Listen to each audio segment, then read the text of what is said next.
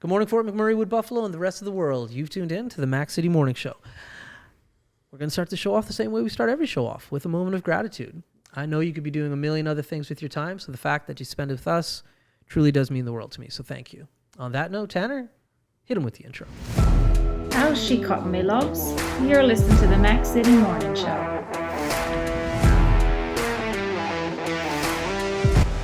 All right, and we're back.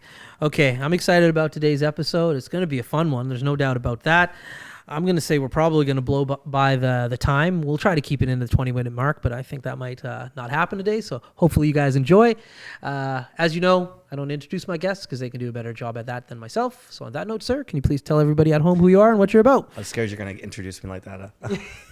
My name is Robbie Picard. I own Robbie Picard Media here in Fort McMurray, and I'm also the founder of Oil Sand Strong, and I'm working on the Fort McMurray 1000 project, which is trying to get 1,000 families to move to Fort McMurray. That's kind of it in a nutshell. I'm just going to jump in because I have a real question about this 1,000 people moving to Fort McMurray. So when you're getting these people to move to Fort McMurray, what type of people are you trying to attract from like a job standpoint? Is it just like come to Fort McMurray and figure it out? Or is it come to Fort McMurray, there's lots of opportunity? Like how does that component work? So we're actually going to finding a little bit of way to equate this. So for instance, Nicole Boucher was on your show a couple days ago, sponsored one of the episodes, and we actually filmed part of it last night. It's about the empowerment of women and stories about how women become successful in Fort McMurray. Right. Now, she has so many people that work for her. I think she has 1,000 employees. So that's say that's 1,000 families. Now, if Nicole can convince, say, 100 of her employees to move to Fort McMurray instead of living in camp, there's 100 families right there. Oh, so then you reach out to, say, Suncor or Syncrude and say, look, like, can you find some incentives for 200 families? And then by getting 1,000 families, that turns into 5,000 people-ish, probably more. That's right. The spin-offs of all the other things, shopping locally, all the stores, and it just a little way to kind of, I know our population's been kind of going down, but then coming up a little bit, but I don't think there's been a real emphasis on why this is a good place to raise a family, and it's never been a better place to raise a family than it is right now. Mm-hmm. So it's a combination then of like trying to get some of the people who are in the shadow population in Fort McMurray to become full-time, also nationally, potentially even globally based on like where your videos go out to get people to relocate here as well for the first time. Yeah. Okay. So one of the things that I'm trying to do with these videos is I want to make it very attainable. I think one of the mistakes we make here in our region is we continuously overbuild things and make things way too complicated than they need to be. People want to come to Fort McMurray, one, for a good job, two, for a good place to raise their kids so they can, make their lives better, hockey, community, that kind of thing. You don't need ginormous arenas for that. Right. You need things that activate the community, shopping, that type of thing. So that's sort of what the project's focused on. And I want to really focus on human stories that aren't necessarily the who's who. Like reach out to the latest episode. I'm almost finished filming. I filmed 97 families with their pets. Okay. And gave their pets to store because people like, kittens. And I spent 2 hours filming a tortoise. It was riveting. Yeah. But I mean, there's some cool stuff that comes with that. Okay. Yeah, I think that's the way to go about it, man. Just people like Fort McMurray is like any community. Like you got a lot of nice, awesome people here. And if you have a good job, even better. But like you need that support system of your community and what's around you to like make your standard of living better, right? And I think that that's something we've kind of missed in a lot of a lot of people who design Fort McMurray have never been to Fort McMurray. We literally spend millions upon millions of dollars on outside consultants and designers, even film people come up here, and somehow they tell us what our community needs to be. Right. And I don't think that should happen anymore. The arguably the most successful event in Fort McMurray history, I would say, is Ribfest. Yeah. Thousands of people down at the SNI, affordable, attainable. Yeah. Big shout out to Dennis and Brand Connect. Yeah, he's by far the best. That is, and then there's close events too. Like even the event that he just did, like at Earl's. Yeah. Brilliant. Absolutely brilliant. Yeah. When they're designing the SNI municipality, they bring in consultants from Vancouver, and they've never even been here. Right. Why do we continuously reach outside of our community to tell us how to build a community. Yeah. I think there's a lot of really talented people here that have come here for whatever reason. And I think we need to really feed on that. And I think that is, if going forward, I'm very excited about the new council. Yeah. I think for the first time since I've been here 17 years now, the first time I'm actually seeing a council that I believe, one, are doing it for the right reasons, two, aren't blown out with their egos. There's not going to be tons and tons of selfies and self-promotion. They're actually going to want to do the job. You don't have to like each other all the time. You don't have to agree all the time. Right. But you need people that are business-minded and community-minded simultaneously. Yeah. So I'm excited about the future. Yeah, it's going to be good. We've had a number of the politicians, councillors. We had the councillors, a few of them on the show. We had all the mayoral candidates. Yes. It's the first time that I actually saw a race in Fort McMurray. Yes. For mayor. Like, it was very exciting. Well, and it was a real race. You know what I mean? And I wanted to come on your show during that because I was helping Sandy Bowman, obviously. But I wasn't allowed to because they're scared I'd shake it up too much. So I agreed to wait till after so I could speak more freely. But I'm thrilled that Sandy Bowman is our mayor. Now, when we first talked about him being mayor, he was actually talking about running for council, and I agreed to help him. And I didn't want him to run for mayor at first. Okay. I thought, like, oh, this is going to be a lot of work. Yeah. You know what I mean? And I don't go into anything unless I give it my all. And I didn't know if I was ready to do that. Right. But as I got to know Sandy, like, I've known him for years, but this is when you're working on a project like this, you get to really know someone because you're in the trenches together, right? Yeah, that's right. And I couldn't think of a better person to be our mayor.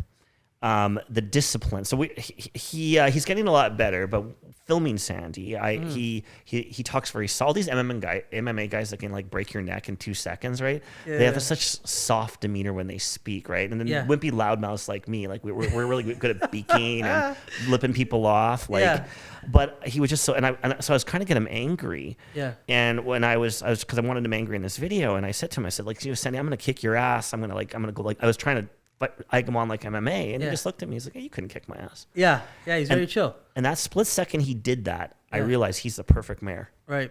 Because he will never lose his temper. Yeah. He could, he can take them all on. So the physicality thing there is not an issue for him. That's right. Yeah. And he's going to be level-headed. Yeah. And everything so far that I've seen, I've been very impressed. Frankly, with all of them, with the exception of one. One seriously needs to get his head examined, but the rest of them are doing quite well. Yeah. Yeah. And I'm very impressed with that because I truly, and first of all, it's the most, like, you have 4 Métis people on council. Mm-hmm. You have a Muslim, you have funky, you have, it's very diverse. Probably the most diverse council we've ever had. Yeah. And it's still business minded. It represents the entire community. It also shows like that the community is open to, as long as you have like Funky, for instance, right? Like her support was not just Nigerians; it was mostly white people who just loved her, right? 100%. That says something. That says that, like, wasn't she like one of the number one? Yeah, she keeps telling everybody that. Yeah, she's number one. Yes. Yeah, I like Funky. I think she's going to do well. Yeah, she's one of the number. She was number one, and I think that they're, for the first time. Yeah. You have a council that I think has some glue that will do things well for us. Well, what I like about the council, and what I dovetailing into a question for you, give it to me, is I like that there are some people with some oil and gas experience, because in the past some councils have not had that voice or that reasoning, which to me, in a community that we live in, has been mind-blowing. That, like, that component, like, the only one on our last council was Keith McGrath, like, who had some, like, connection to oil and gas. So that's why I am very, like, for the diversity and everything you outlined, excellent. For some of the more oil and gas voice to be on council, I think is extremely important that we have industry that's at the table that can have a conversation. Now, you love oil and gas. You have a whole activism, T-shirts, website, everything about it.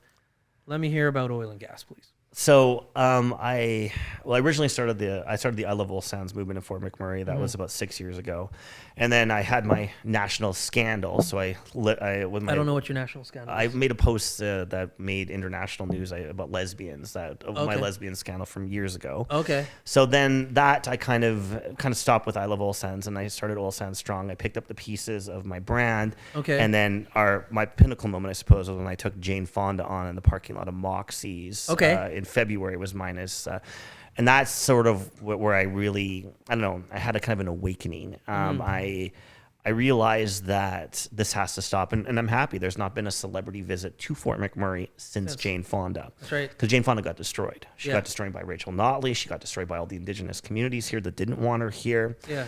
And it was the first time that Fort McMurray stopped being a punching bag for these multi-millionaire celebrities. I mean, just think of the hypocrisy. Oh, yeah. Leonardo DiCaprio flies in a Gulfstream jet to Fort McMurray to tell us, don't drive SUVs and stop burning oil. That's right. One of the things I think our council, candidly, has lacked for many years is an actual respect and understanding for when we are so blessed to live in Fort McMurray. Oh, yeah. We're lucky to be here. We can have anything we want. This industry in our backyard, the third largest oil reserve in the world, has propelled, got rid of generational poverty, turned Indigenous businesses into successful businesses, into millionaires and billionaires. Yep. Anybody can come here, even now when the economy is a little bit shaky, and have a better life. Mm-hmm. I think that we here have not appreciated, and frankly, we've been stupid how we build things. So let's go into Jubilee Square. So you have Jubilee Square, and the city builds Jubilee Square, and it's around anywhere from $15 to $20 million, right? Yeah. Other artists from wherever, they give you this rendition of what to build, and you see stages, and you see all these amazing things. Fast forward 7 years later, McMurray Experience and all that, it's back to being a police station, what it originally started as. Right. You go to Conklin, and I love Conklin. I think Conklin is beautiful. Christina Lake, it's stunning. They have a $50 million rec center, a $3 million football field that never had a football game on it. Right. I'm all for them getting the full $50 million in Conklin, but I'm blown away how we don't build things in this community that make sense for future of the community. Yeah. Conklin doesn't have a grocery store. Yeah. In Chip, you can't even get a haircut. Yeah. So with the blessing of all of this money, I think we really need to, as a community, do two things. One, build way smaller and build practical.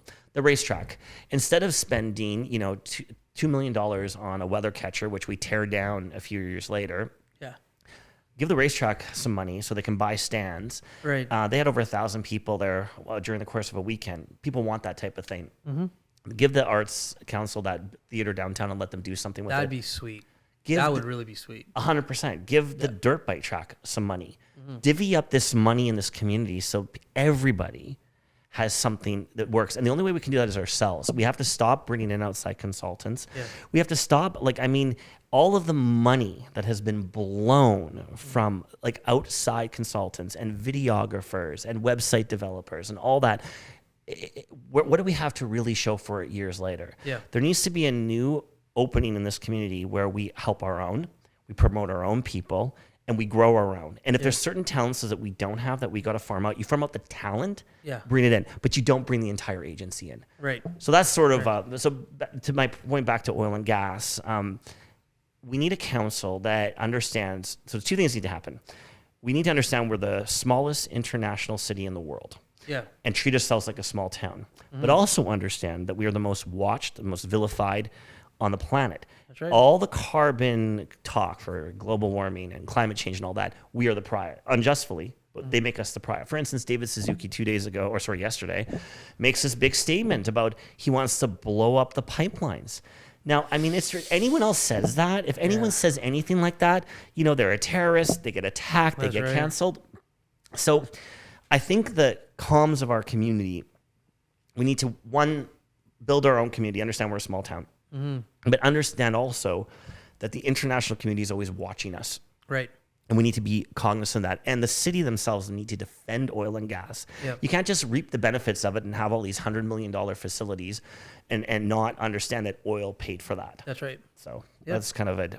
You want me to talk about my bus tour that I kind of segued there a little bit? Well, before we get into that, I've got a few. Listen, that's why I think we're going to go over. But before we get into our conversation, Tanner has a segment called the Mac City Minute. Hi, Tanner. He's going to ask you some questions. Hello. I don't know what he's going to ask you. I wish you nothing but the best of luck. Okay, Tanner, I'll give it. Hit him with the Mac City Minute. Alrighty. Question number one. What is one reason you're so passionate about Fort McMurray? Stole my question. The main reason Welcome to the club. The main reason I'm passionate about Fort McMurray is I think it is the best place I've ever lived.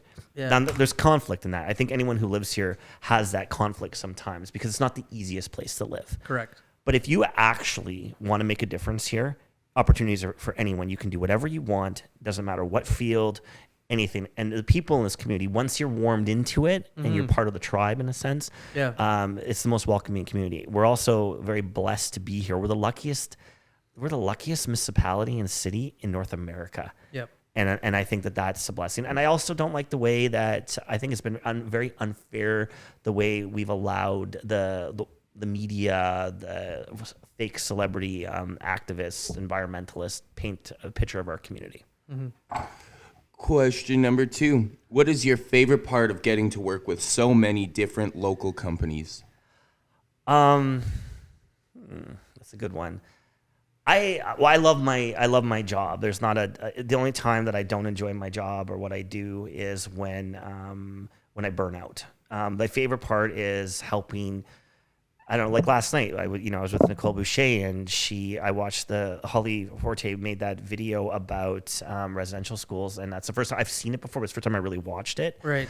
And the talent that came producing that, and the story of, how the resilience of how, children were ripped apart of their families, and literally, I didn't even realize how serious it was until I watched the full thing last night. And then boom, they've recovered, and now you have multi-generational success, and we're not just talking small success, internationally known filmmaker, a powerhouse of a daughter who's a lawyer, and the matriarch, the grandmother, the mother of all of them, who's completely turned a negative and changed the lives of thousands of people. So nothing's the same. 1 minute I'm filming egg rolls in a Chinese restaurant and trying to get a good shot, and the next day I'm sitting with a billionaire talking to him about his life and trying to market their products. So it's a very exciting life. Question number 3. What do you think is one challenge you might have with your company? What do you think is one challenge you have with your company that might surprise people? Challenge with my company that might surprise people. I think people think last month we edited over probably over 400 videos. I think people think we're a lot bigger than we are. I have 5 staff, and I think that's a challenge sometimes. One of my biggest problems is I just take on whatever I can. I don't ever really assess what I need to take on a project. Right. I just take it on. Right. And it usually works out, but that's a challenge. And honestly though, I don't think of any.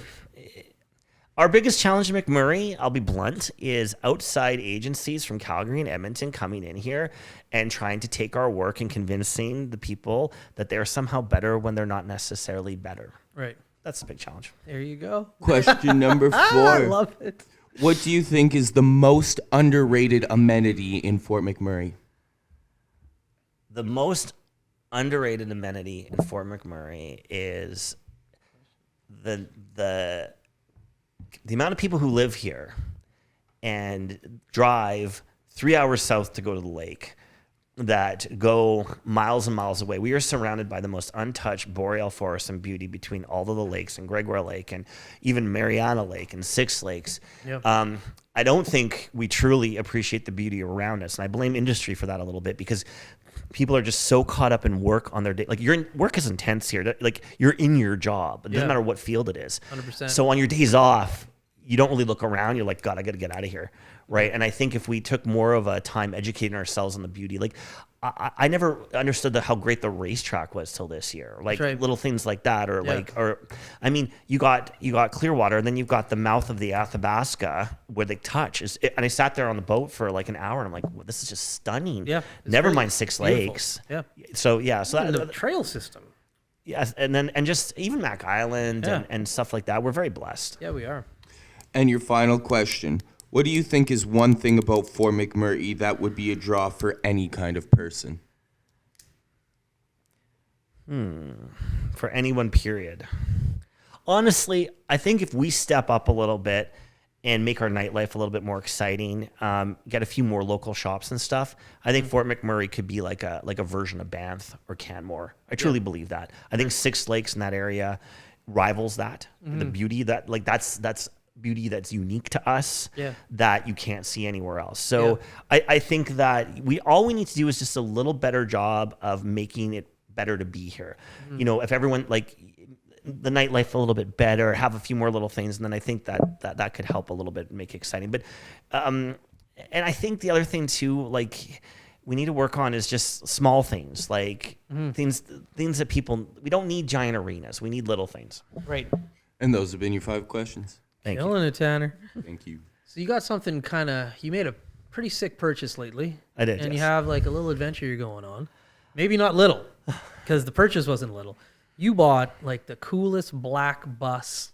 Like it's awesome. I saw a picture of it. Haven't seen the interior, but like the exterior looks amazing. Why did you buy a bus? What are you planning? Okay, so this is a deep question. So Pierre Poilievre, the politician from the Conservative Party, wore the Oil Sands Strong hoodie in Ottawa, and it has a fist on it, right? Okay. And the Carleton Liberal Association somehow deemed our group white supremacist, which was actually kind of comical because I was actually filming a multicultural video with a bunch of black people in my church that very day. Yeah. So I kind of parked it because COVID was happening and I didn't really know what to do with it. They ended up taking it down and they didn't really apologize, but I wanted to look at the deeper context of that. So when I realized that Ottawa is a recession-proof community, they sit high and mighty. So let's put this in perspective of how lucky you are if you live in Ottawa.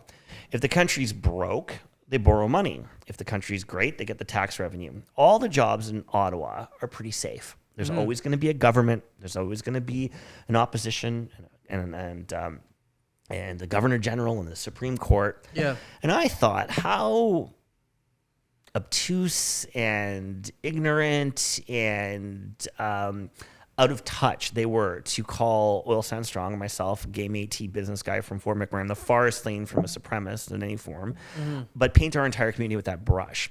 Right. So this is where logic doesn't make it. So I thought, well, I'll just get a giant bus that runs on gas and propane, and I'll drive it there, right? And it's 1970, the same year I was born, 1977 bus. It's actually quite cool. It's got a bedroom and a cool shower. It's a little 70s, kind of 80s vibe. So it's not quite funky. There's a little bit of I don't really like this. Like 70s was a good year for architecture. The 60s was a good year for architecture. Right. 80s was an amazing year for life, but they ruined architecture. The drop ceilings, the weird, 80s sucked for design. Okay. So it's a little bit of 70s, but it's got some of that 80s peach. But Okay. I'm going to try to take that out of there. Okay. But I'm going to take the bus and I'm going to film a documentary along the way, and I'm going to connect the dots for them because they're clueless. They don't understand how Fort McMurray, the money here, the security here benefits them. Right. And that's sort of my way of saying you cannot, like, you're sitting comfortable in a perfect recession-proof life. COVID didn't affect those people. They go home but COVID affected my little business. I don't have the luxury of just, working for a government agency and just not having to hustle all the time. That's right. And I think that is the biggest problem in this country and in our region too. We're the second largest country landmass in the world, and we're so spread out from different places that they make decisions and statements that affect us, and they've never even been here. That's right. I allowed a guy the other day. He's writing his PhD, and he's he's not on our side, but I allowed him to interview me because I really wanted to understand. And he's writing this big thing about Fort McMurray and the big convoys and all this stuff, and he's never been to Fort McMurray.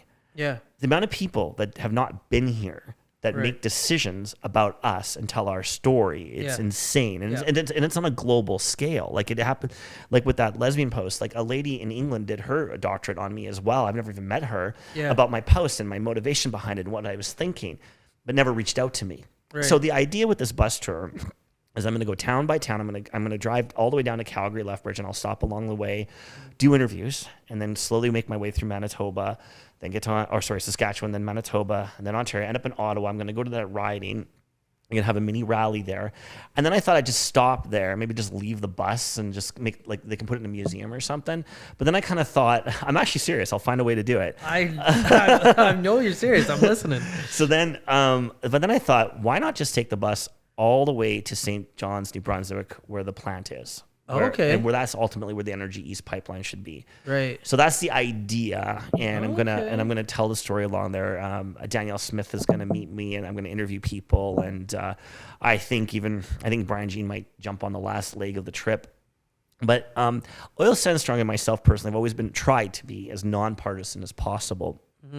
But I think like we're headed for a weird time, and if we're comfortable in McMurray, we always are. It's nice to be comfortable. It's nice not to have conflict. It's nice just to have the status quo and just say whatever. But the truth of the matter is there's this big movement to shut us down, and it's just festering, and it's becoming bigger and bigger. And there is no such thing as green energy. So let's just talk about this. Batteries require mining energy to produce. Right. So with all these notions that somehow everything's going to be electric, the amount of damage that those tailings ponds are going to cause from those rare earth minerals or lithium ion batteries and all that, far worse than what we're doing here. And they don't have reclamation. That's right. So I want to, before this world does this massive just transition and shits on Fort McMurray and our energy, I think we really kind of point out the good. Look at the reclamation. They basically, pretty soon tailings ponds are going to be gone. You tell me a place that does more for the environment than Fort McMurray. That's right. You know, so the idea of this bus tour is to take it there, and it's different, and it'll draw some attention along the way. And I want to document the entire trip and then interview people in small places and hear their stories. I also think that there's this. We really need to level the playing field about people who think they're more important than they are. There's a lot, it happens here too. You got a lot of people who get these jobs, and every person is the same. Every job matters, and we all part of the same picture. And I really concerned with this notion that somehow that, like, I was talking to him, he said, well, no, we're going to give you all these green jobs. And what green jobs? I'm like, have you ever worked in your life? Have you ever like driven anywhere? Have you ever been in a situation? Well, no, because, you know, like their life circumstances are different. Yeah. So I don't believe anyone should be able to make a choice for the people here, but the people here. And I think too, the biggest thing is like this war on energy has to stop. This war between solar and wind. Windmills kill more birds than tailings ponds. That's fact. When Syncrude had those deaths, and like, I mean, it was with the birds and they landed in the tailings pond. I mean, I don't like how they handled it. I think they were ridiculous how they handled that. Yeah. They went and like, oh my God, we're so sorry. Windmills kill hundreds of thousands more birds. It's proven. Same with solar panels than tailings pond. So here's my point. All energy has an impact. More birds die on a duck hunting weekend, but no one wanted to say that. But what Syncrude did right by employing over 5,000 employees, providing those people with good jobs, paying for those children, the kids of those workers to go to school, all of the benefits, economic benefits from that, far outweigh when they accidentally had a bad storm and the cannons failed and the deterrents for the tailings ponds failed. But when windmills kill birds, no one says anything. When birds fly over solar panels in Nevada and fry up alive and die, they don't say anything. So this notion that there's somehow some kind of green energy doesn't exist. And I think we need to understand that all energy is important and all technology needs to evolve at the same time. Nailed it. Awesome, man. Now listen, I had tons more questions. I want to know where you're from. I want to know why you came. I know you have club promoting background. We were talking about raves before, but we've totally blown by the 20-minute mark. So you got to come back again. Okay, well, thank you. So I want to thank you first off for coming, because it's been a long time coming. We've been trying to work it out. Yes. So thank you for making the time. I'm very excited about what you're doing. I do really like what you do. Thank you. So thanks for your passion, and thanks for coming on the show, man. I appreciate it. Thank you for having me. Now, before I cut you loose, though, everybody gets a shameless shout out or plug before they leave. So the cameras are on you, the lights are on you.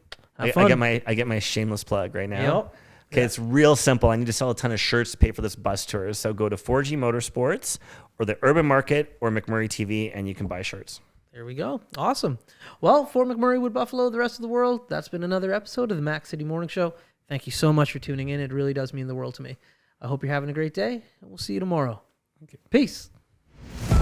I said this. That's another Mac City Morning Show done. It's so ballistic!